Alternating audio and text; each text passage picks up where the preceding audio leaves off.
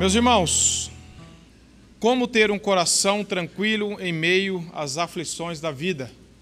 A quem tem a resposta? Eu não perguntei como estar em um lugar tranquilo. Eu perguntei como ter um coração tranquilo.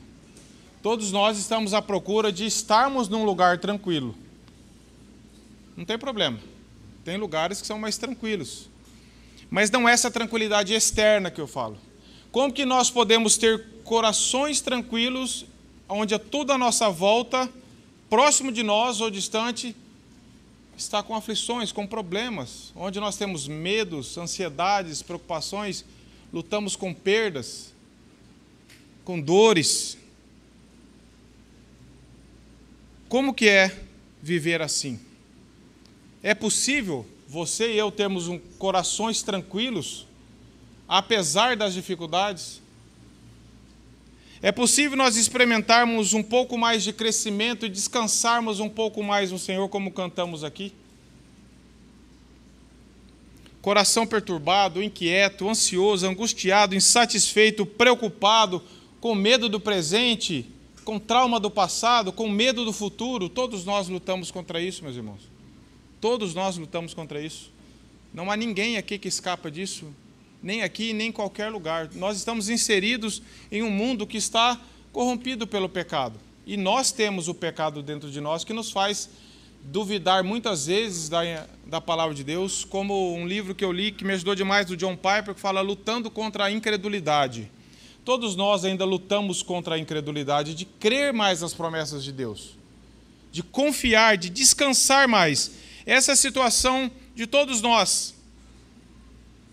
Pessoas desesperadas, estado de tensão, e as pessoas começam a buscar preencher esse vazio do coração, essa angústia, em vícios, em drogas, em jogos eletrônicos, em compras, em viagens, em lazer, e por aí vai. O mundo está vivendo uma esquizofrenia coletiva. Nós vemos que está todo mundo desorientado. As pessoas estão atrás de preencher uma satisfação, não aguentam mais suportar tamanha aflição, tamanho vazio no coração, estão desesperados buscando por soluções. E quanto mais se busca solução na fonte errada, pior vai ficando. Pessoas que aparentam felicidade à sua volta, talvez aqui na igreja, talvez no seu trabalho, talvez na sua família, pessoas que fazem muito barulho, sorriem demais, brincam demais, fazem tudo demais, podem estar escondendo um vazio muito grande lá dentro. Talvez essa seja a sua e a minha realidade. Corações que estão desesperados, tentando buscar sentido, significado, tranquilidade. Para isso pagam caro em ter 2, 3 dias de experiência num lugar paradisíaco para tentar encontrar uma paz e voltam perturbados, porque não é o lugar que nos dá descanso. O lugar pode trazer um pouco de repouso para o nosso corpo, mas a nossa alma não encontra descanso em lugar algum a não ser em Cristo.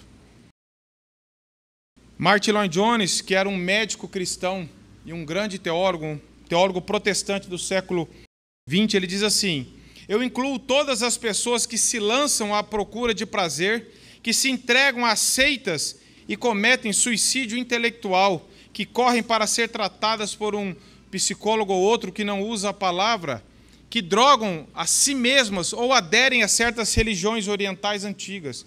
Todas essas são apenas formas para encontrar a paz que parece cada vez mais distante delas.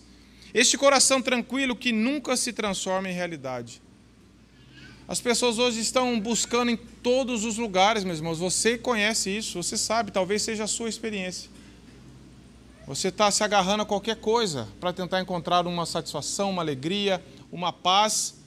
E quando você vai, fala, é isso, você compra alguma coisa, você vai a tal lugar, aí você vê que lá no fundo continua aquela sede na alma, aquele vazio. Sabe por quê? Agostinho já disse uma frase. Meu pai gostava demais de usar essa frase, ele anotava nas Bíblias dele, falava para a gente. Agostinho diz assim: fomos feitos para ti, e nosso coração não encontra descanso enquanto não descansar em ti. Deus nos fez, meus irmãos, como eu falei no domingo passado, para relacionarmos com Ele.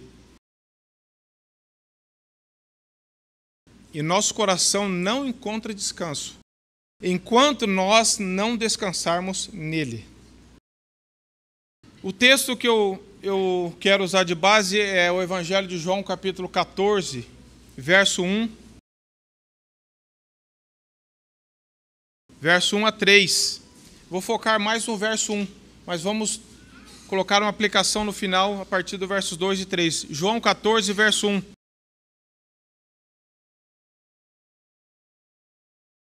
Diz assim, um texto bastante conhecido, diz assim, Jesus falando aos discípulos: não se turbe o vosso coração, credes em Deus, credes também em mim. Na casa de meu pai há muitas moradas. Se assim não fora, eu vos teria dito, pois vou preparar-vos lugar. E quando eu for e vos preparar lugar, voltarei e vos receberei para mim mesmo, para que, onde eu estou, estejais vós também.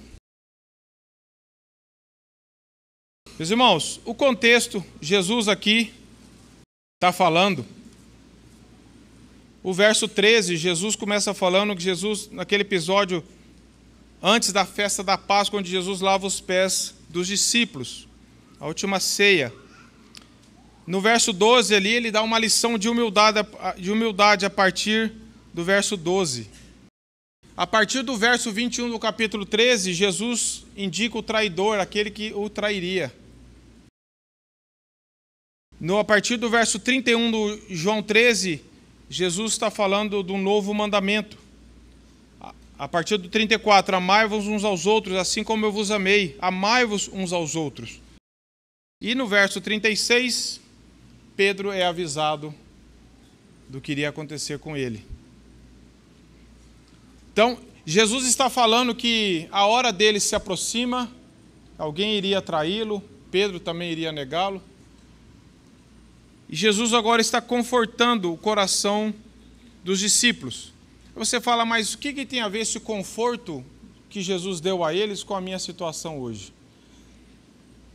Novamente eu cito o que Martin Lloyd Jones diz para nós. Ele diz assim, então, assim como ele proferiu essas palavras aos discípulos, ele o faz, é claro, de uma vez por todas, para todos os outros em qualquer lugar ou em qualquer época, que se encontram na mesma condição de um coração perturbado, por perdas, por medos, talvez por sentimento de abandono.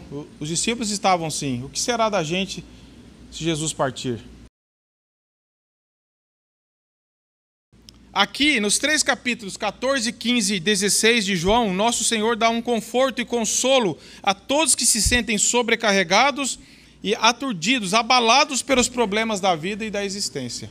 Então, esse consolo, ele teve a aplicação imediata dele no caso dos discípulos, mas ele tem total aplicação para as nossas vidas hoje, para as perturbações do nosso coração, dos nossos medos, nossas ansiedades.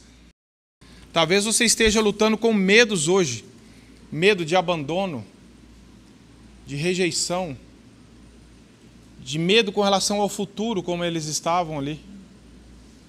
Quem é de nós que não luta contra isso? Medo da morte. Hebreus 2,15 diz que até nos tornarmos cristãos, todos nós estamos escravizados pelo medo da morte.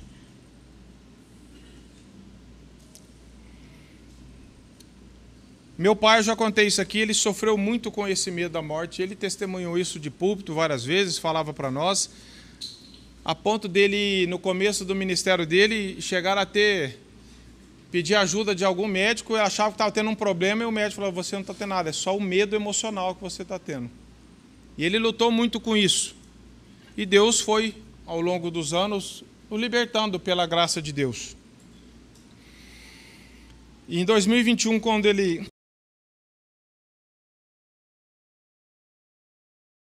foi diagnosticado com câncer, nós, os filhos, imaginamos que esse medo voltaria. Mas, pela graça de Deus, foi o oposto que nós vimos. Ele não pediu para esconder nada dos resultados dos exames. A cada exame ia piorando a situação dele e ele queria saber. Porque ele falava, ele tinha lido um artigo do John Piper. John Piper lutou contra câncer de próstata e ele escreveu um artigo assim: não desperdice o seu câncer. Esse texto está na internet. E meu pai lia esse texto e ele falava que ele também não queria desperdiçar esse tempo com Deus. Uma semana antes do falecimento dele, eu estava com ele no quarto e gravei um vídeo com ele, sem ele saber, uma conversa com ele. Depois ele soube e permitiu que eu passasse isso, porque ele estava falando justamente sobre o medo da morte, que Deus tinha libertado ele. Eu queria até passar esse pequeno trecho, mas eu achei melhor não. Mas eu coloquei ele lá no meu canal no YouTube, eu coloquei o áudio lá e acho que tem a imagem também. E foi muito impactante isso aí. Como que Deus tirou o medo da morte e deu descanso a ele durante uma aflição que ele sofreu, outros sofrem, não só ele, obviamente, eu só estou dando testemunho no caso dele, como outros irmãos também testemunham da mesma graça. Por situações tão difíceis, estão firmes em Deus, é a graça de Deus. Como ter um coração tranquilo quando você recebe um diagnóstico desse? Ou quando você começa a sentir na pele os efeitos dessa doença, ou de outras, de perdas de parentes, de filhos, de dores.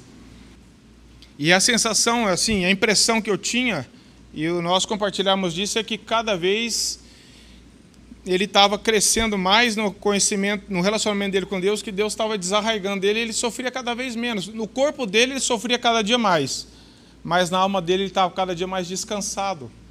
Isso era impressionante.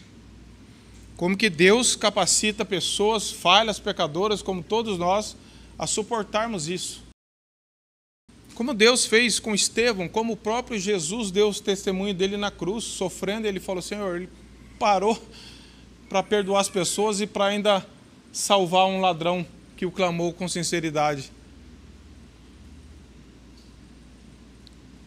O que Jesus está ensinando aqui não é um método, uma técnica de comportamento, de como você descobrir uma forma de você ficar tranquilo. Todo mundo está buscando forma, métodos, programas prontos que você faz, que você compra, que você segue alguns passos e você tem um resultado. O que Jesus está falando aqui, o que está em jogo aqui é o nosso relacionamento com Ele. E algumas formas, eu anotei aqui algumas buscas humanas que as pessoas usam para tentar escapar de problemas, desenvolver métodos de tentar eliminar a aflição. Todo método falho. O primeiro deles é o escapismo.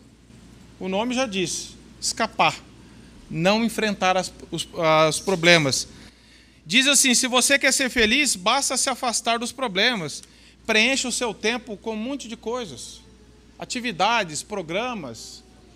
Encha o seu tempo com um monte de coisas, porque você não vai ter tempo para pensar nos problemas, e assim os problemas vão deixar você. Fácil, né? Escapa. Encha a sua vida de diversão, de programa, de festa, de tudo. Não dê tempo para você pensar na sua própria desgraça para quem ainda não creu. Ou na sua própria luta contra o pecado. Tenta inventar um monte de coisas. Isso não funciona. Outra filosofia que o povo usa chama otimismo. Quantos cristãos acreditam em otimismo? Pensa positivo, vão ser mais otimistas. Eu lembro que meu pai estava cada vez pior fisicamente, as pessoas: não, irmão, pensa que vai dar certo. Não, ele vai melhorar. Com base no quê?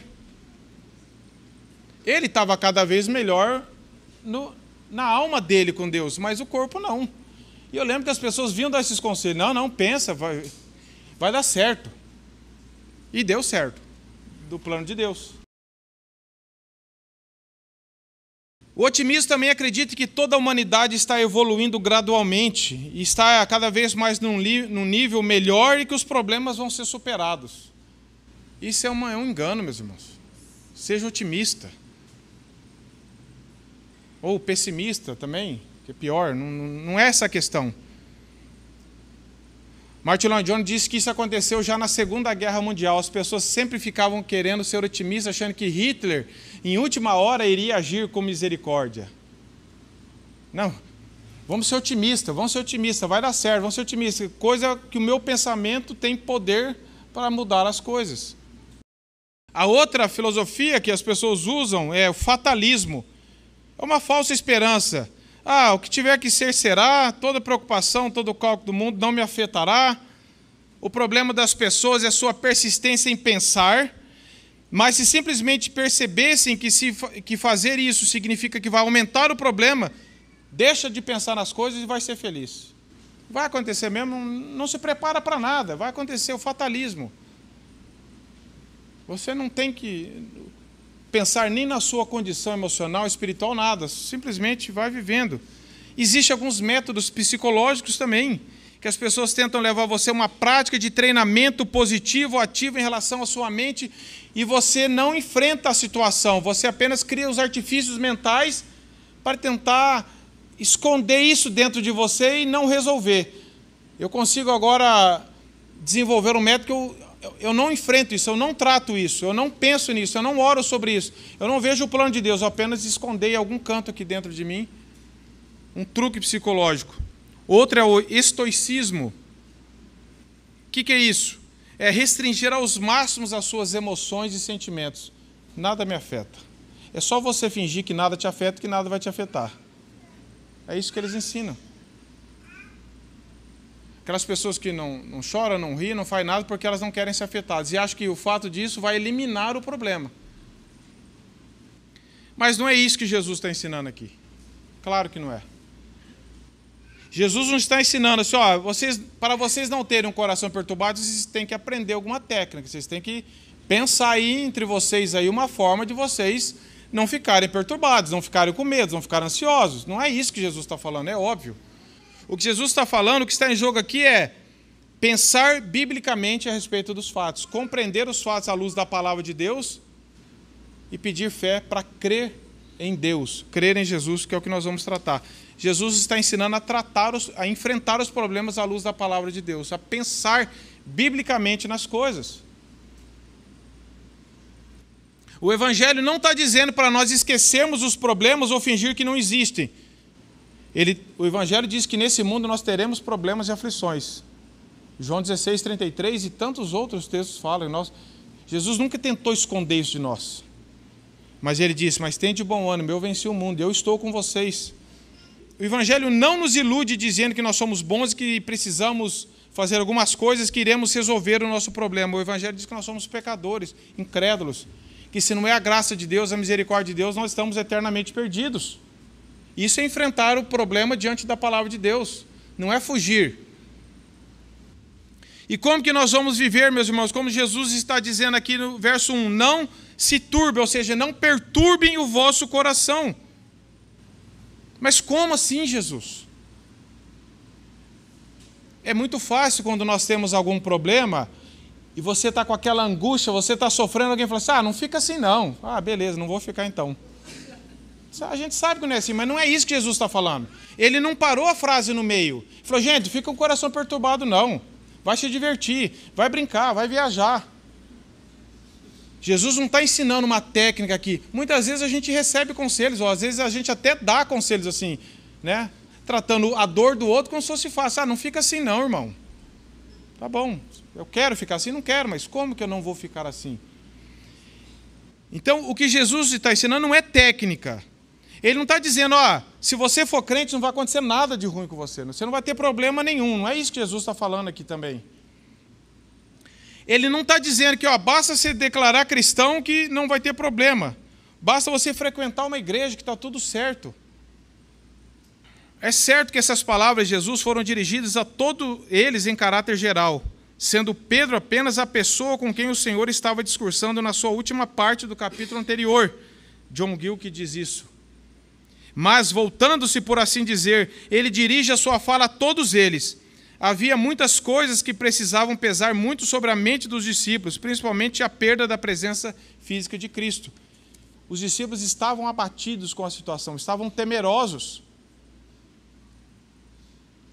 E essa passagem, meus irmãos, ela Nós passamos muito atropeladamente por ela. Ela é uma passagem tão rica que nos consola, que vai te consolar, que vai me consolar diante dos nossos medos, diante das nossas dores. E nós lemos isso aqui muito atropeladamente. Essa passagem é um consolo extremo e supremo de Jesus oferecido no momento iminente de sofrimento dele e também considerando a dor dos discípulos que não mais teriam ele. O que Jesus está dizendo aqui, meus irmãos, quando ele fala, não perturbe o coração de vocês, creiam em mim, ele está dizendo o seguinte, venham a mim, contem-me as suas dificuldades, falem-me a respeito da sua dificuldade em relação a Deus, em relação à oração, a dificuldade a respeito da sua vontade fraca, do seu fracasso. Relaciona comigo, creia em mim.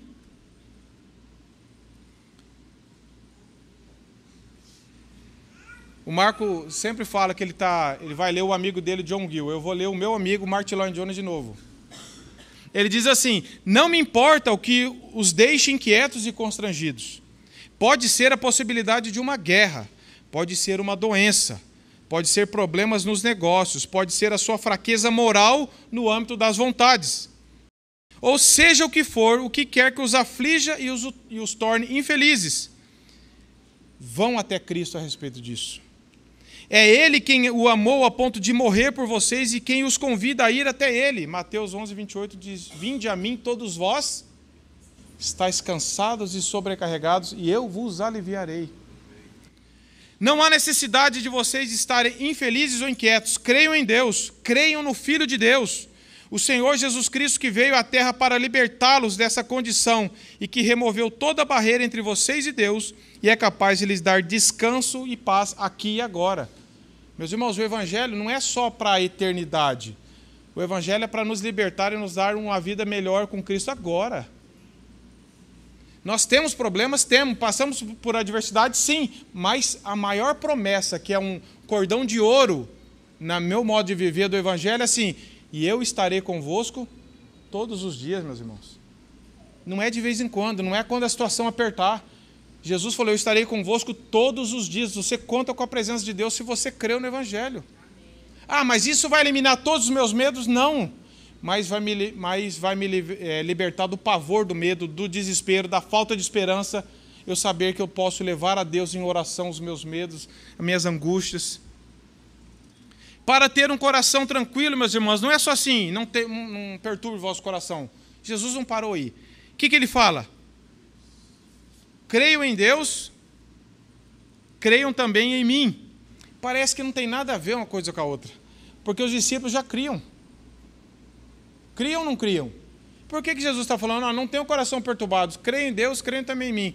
E se eles falassem, mas nós cremos. Mas se vocês estivessem crendo de verdade, vocês estariam tão perturbados assim? Creiam mais. Aumente a vossa fé. Relacionem mais comigo. Vocês não estão compreendendo.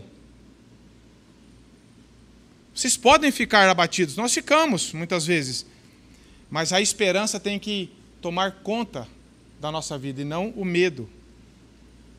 Muitas pessoas, meus irmãos, vêm à igreja, talvez você seja assim, e desta forma está esperando o fato de vir aos domingos aqui e receber um alívio temporário para a sua dor, um anestésico para a sua alma, algo que possa te tornar feliz. Eu vou na reunião porque eu quero ser feliz. Entretanto, a Bíblia nos ensina que a felicidade, a alegria e a paz, ela é subproduto de um relacionamento. Ela é resultado de um relacionamento com Deus. Eu não busco pela felicidade, eu busco Cristo. E o meu relacionamento com Cristo me trará felicidade. Eu não busco, eu quero paz. Se você só buscar paz, meus irmãos, você vai cair um monte de mentira teológica aí. Todo mundo está prometendo paz para você. Agora, se você clamar a sua alma, como o salmista diz, a minha alma tem sede de ti. Quanto mais nós formos para Cristo, crescermos nesse evangelho, mais nós vamos ter paz, felicidade, alegria em meio aos problemas. Não busque, não coloque na sua vida o alvo ser feliz, o alvo ter paz, o alvo é Cristo. Nele estão todas essas coisas. Jesus estava dizendo assim, se vocês estão com os corações perturbados, eu não vou te dar técnica não, o que eu tenho sou eu mesmo, serve? Não quero. O que eu tenho sou eu, creio em mim. Relaciona comigo, é isso que eu tenho. E é isso que Deus tem para você e para mim hoje também. Relaciona comigo. Na palavra de Deus, desenvolva a sua vida, a sua salvação. Aí você pode falar assim, mas eu já creio, eu já fui batizado, eu já sou membro. Ou, se você ainda não foi membro, se você ainda não foi batizado, você pode falar que você crê. Agora, tem algumas formas de crer, meus irmãos. Pelo menos duas que eu quero tratar com vocês aqui, que é muito confrontadora. Tem uma forma, que é a forma que o diabo e os demônios creem também. Se você ler Tiago 2,19, fala assim, até os demônios creem e tremem. É aquela coisa que você acredita a respeito de alguma coisa. Assim como você acredita sobre a existência do inferno, você acredita sobre a existência de Deus, só isso. Você acredita em fatos. Hebreus 11 diz assim, o primeiro elemento para crer, para relacionar com Deus, é crer que Ele existe. E é galardoador dos que o temem. Não é crer apenas, existe um Deus. Não, é você crer no Deus da Bíblia. E em todos os seus atributos, um Deus santo, imutável, justo, puro, onipresente, onipotente, onisciente, um Deus que governa todas as coisas, um Deus providente. O segredo, meus irmãos, de um coração tranquilo é crer em Deus, crer mais em Deus. Se eu estou muito com o coração atribulado, eu posso ver que o meu nível de fé está muito baixo também. Eu ainda estou duvidando muito de Deus, do cuidado de Deus, da provisão de Deus. Eu tenho relacionado muito pouco e tenho visto mais as circunstâncias do que as promessas de Deus. Crer no Deus que governa o universo, isso é crer em Deus, como Jesus fala aqui. Crer que essa fé é dom de Deus. Não é um crer intelectualmente, meus irmãos. É crer que Deus se apresenta e Ele é tal como a Bíblia descreve que Ele é. É crer que Ele está conosco, que Ele é o Criador de todas as coisas, o governador, o sustentador de tudo que existe. Não é um crer geral, eu creio em Deus. Quem é Deus para você? Não, eu creio em Deus. Numa força, numa energia. Não, isso não é crer em Deus, meus irmãos. É crer nas promessas de Deus, é crer que esse livro aqui é a palavra de Deus. Ele é vivo, ele é poderoso, ele é eficaz. Martim Lutero, numa devocional dele, ele traz assim, há duas maneiras de você crer. Uma é crer a respeito de Deus. Isso significa que eu creio naquilo que é ensinado sobre Deus, é verdade. É semelhante crer que aquilo que é ensinado sobre o demônio, sobre o inferno, também é verdade. Esse tipo de crença é mais uma declaração de conhecimento do que uma expressão de fé. É muita gente assim, infelizmente. Eu creio que a Bíblia diz, eu creio que é verdade, aconteceu, mas eu não tenho fé em Cristo, eu não relaciono com Ele, eu não confesso Ele como meu Senhor. E há uma segunda maneira de crer em Deus. Isso não apenas inclui crer que o que é ensinado sobre Deus é verdade, passa por isso. Você crê que o que é ensinado sobre Deus na palavra é verdade. Só que você tem um relacionamento pessoal com Ele, você confessa Ele como seu Senhor, como Deus Criador, provedor, e Ele é realmente tudo para você. E essa forma de crer, que é graça de Deus, que é um dom de Deus, Lutero diz assim, essas pessoas ousam acreditar nisso na vida e na morte, não só quando as coisas estão boas, porque isso ganhou o coração dessas pessoas. É assim que você crê apenas em fatos sobre Deus? Você crê apenas em coisas que te contaram sobre Deus? Você acredita até que Deus existe, mas você não confessa como seu Deus, você não se arrependeu dos seus pecados, você não tem um relacionamento com Ele pela palavra? Não está sendo transformado na sua vida, no seu modo de pensar, de viver, de relacionar? A Bíblia não é tudo para você, a Bíblia também é um livro para você, mas não é todo o livro, não é o único livro. Os grandes homens de Deus falavam assim, eu considero perdido o dia que não meditei nesse livro aqui. Porque é a palavra de Deus para nós, isso é a fé em Deus. Crer em Deus é crer que a Bíblia é a palavra de Deus, e eu me alimentar dela. E agora Jesus fala outra coisa. Creiam em Deus, creiam também em mim. Por que Jesus está falando isso? Ele não está falando creiam em Deus ou creiam em mim. Ele está falando creiam em Deus e creiam em mim. Não tem jeito, biblicamente, de você crer em Deus e negar Jesus. Não tem jeito. Meus irmãos, o divisor de águas para muitas pessoas é essa. Se você leu a primeira carta de João, Para a maioria das pessoas que declaram crer em Deus, você fala assim, Jesus é Deus para você? Não, Jesus foi um bom mestre, Jesus foi um grande homem. Não, não existe isso.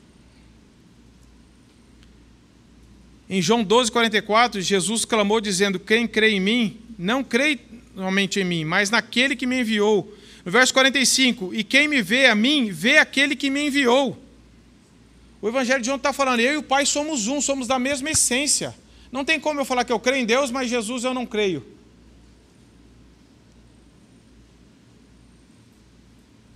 Jesus disse, eu sou o caminho, a verdade e a vida, no mesmo Evangelho, verso 6. O que Jesus está falando?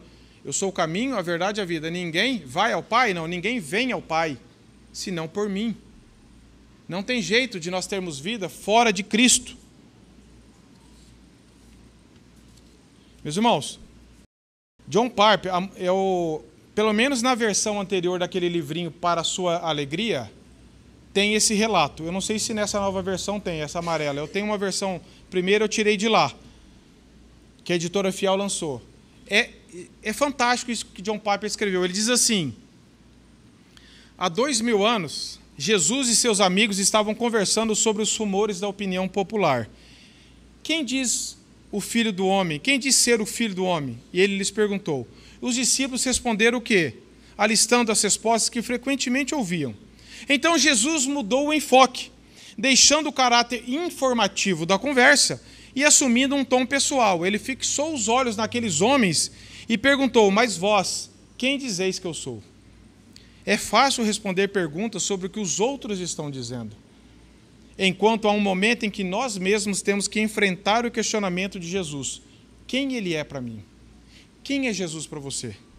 A resposta mais comum é que Jesus era um professor notável e virtuoso, um mestre exemplar, um sábio cheio de compaixão e outras definições mais atuais que dão para Jesus, que nenhuma delas é bíblica. Contudo, John Piper contando, C.S. Lewis, o autor britânico que escreveu O Leão, a Feiticeira e o Guarda-Roupa, insistia em que tais depreciações fossem desconsideradas.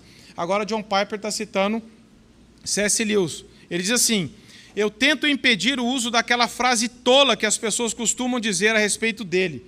Estou pronto para aceitar Jesus como um grande mestre, como um grande e digno mestre, mas não aceito a sua pretensão de ser Deus. Não devemos dizer isso. Alguém que fosse simplesmente um homem e dissesse o tipo de coisa que Jesus disse, não seria um grande mestre digno, seria um lunático. Igual ao homem louco que afirma ser Napoleão ou o diabo. É preciso fazer uma escolha, ou esse homem, Jesus, era e continua sendo o Filho de Deus, ou era um louco ou algo pior.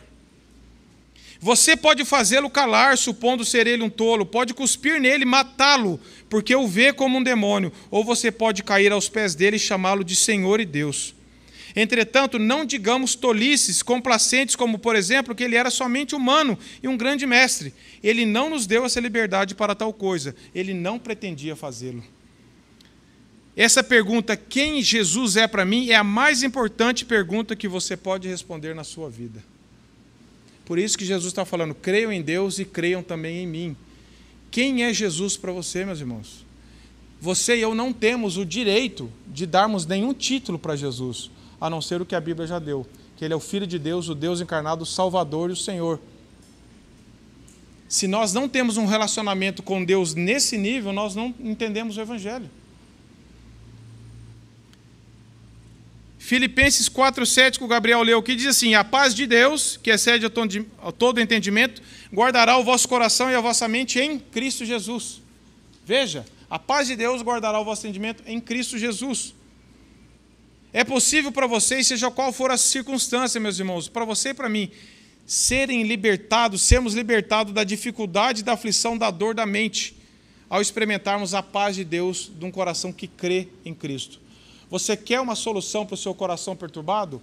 Creia em Deus, creia em Jesus. Desenvolva a sua vida, a sua fé, a sua salvação na palavra de Deus. Isso vai eliminar todos os problemas? Não vai. Mas isso vai fazer com que o meu coração esteja firmado olhando para o autor e consumador da minha fé. Isso vai me trazer mais descanso em minhas dores. Quanto mais eu conheço, quanto mais eu relaciono, quanto mais eu amo, quanto mais eu creio Deus das Escrituras, quanto mais eu creio que Jesus é o Filho de Deus, que Ele deu a vida dele por mim, que eu preciso me relacionar com Ele pela palavra, é isso que vai me trazer descanso diante das minhas dores, das minhas perdas. Quem sofreu aqui perda, meus irmãos, sabe disso. Quem já sofreu perda, dores, quem passou por adversidades, como a maioria de nós, acho que todos nós temos cicatrizes de perdas e dores. Eu nunca tinha experimentado próximo de mim a morte, até que fosse a do meu pai. E não é fácil. Mas quando eu leio o Salmo 119, 50, diz assim: o que me consola na minha angústia é isso, que a tua palavra me vivifica. Salmo 119, verso 50, meus irmãos. Nós temos que ir para a palavra de Deus, porque é ali que nós encontramos o Deus das Escrituras, Jesus. É a nossa fonte de consolo, é a palavra de Deus, é o nosso relacionamento com Cristo.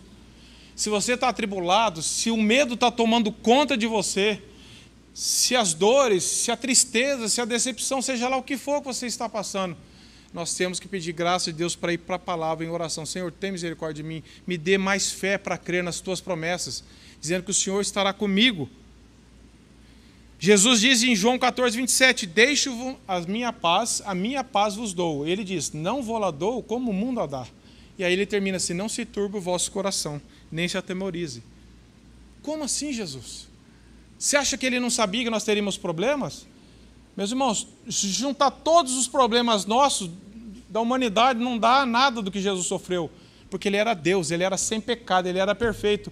E sofreu pelos nossos pecados, aquela pequeno desamparo na cruz, quando ele diz, Deus meu, por que me desamparaste? Ninguém de nós sofreu uma dor daquela. E ele pode nos consolar. E nós temos que ir para ele, nós temos que ir para Cristo. Isso não é fugir da realidade, isso é enfrentar a realidade com uma realidade maior que a palavra de Deus. A única realidade que existe no universo objetivo, a verdade, é a palavra de Deus.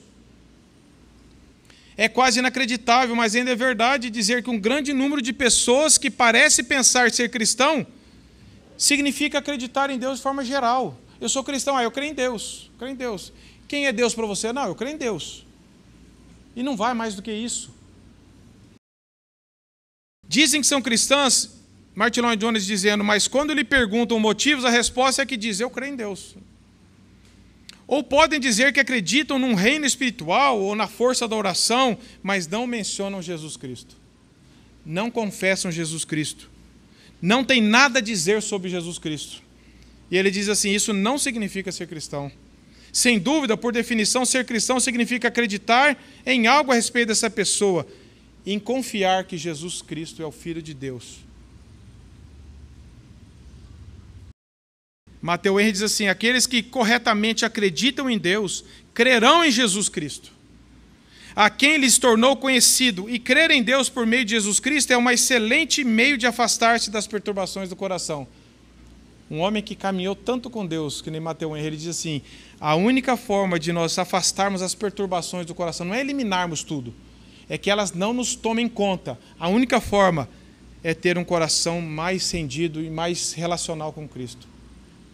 Meus irmãos, não tem técnica, nós procuramos. Se alguém apresentar técnica aqui, muita gente forma fila, mas fala assim, o Evangelho, Cristo, relacionamento diário, como nós lutamos contra isso?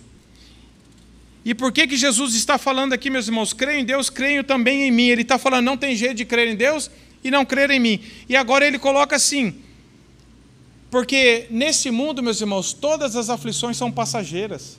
Por mais que nós estejamos passando por momentos, isso vai ter um fim. Eu sei que no momento do problema nós achamos que nunca vai passar, né? A pior dor é aquela que nós estamos passando por ela. Mas a palavra de Deus não é assim, eu falar assim, irmão, isso vai passar, não é desprezando isso. É nós olharmos para a Bíblia e falar, Senhor, isso vai ter um fim um dia. Queria que os irmãos abrissem lá em 2 Coríntios 4, 7 e 18. Marcos já tratou desse assunto, 2 Coríntios 4, 17 e 18. Diz assim, sobre as aflições, porque a nossa leve e momentânea tribulação produz para nós eterno peso de glória acima de toda comparação, não atentando nós nas coisas que se veem, mas nas que se não veem, porque as que se veem são temporais, e as que se não veem são eternas. que Jesus está falando? O que Paulo está falando aqui? Paulo está falando leve e momentânea tribulação. Você vai olhar para a vida de Paulo. E Paulo falando, a nossa leve e momentânea tribulação, porque a comparação é que faz a diferença. Ele falou assim, eu sei que é difícil, eu sei que nós sofremos. Ninguém está negando isso, ninguém está fugindo, ninguém está disfarçando que não tem problema, que não sofre. Claro que nós temos dores, sofrimentos, choramos, temos tristezas, mas se nós ficarmos olhando para a nossa situação, isso se agiganta, meus irmãos. Porque o medo, as angústias, elas crescem no escuro de um coração que não confessa. Quanto mais eu abafo os meus medos, quanto mais eu abafo as minhas angústias, mais isso cresce. Isso cresce no escuro. Quando eu trago isso para a luz da palavra de Deus, a luz vai diminuindo a intensidade, embora eu sofra, mas a minha esperança da vida eterna torna as coisas muito mais toleráveis e de uma amplitude muito maior. Por que Jesus fala assim, na casa de meu pai, verso 3 do Evangelho de João, na casa de meu pai muitas moradas, se assim não for, eu vou lá teria dito, pois vou preparar os lugar. E quando for vos preparar um lugar, voltarei e vos receberei para mim mesmo, para que onde eu estou estejais vós também. O que Jesus está ensinando aqui? Jesus está focando o céu.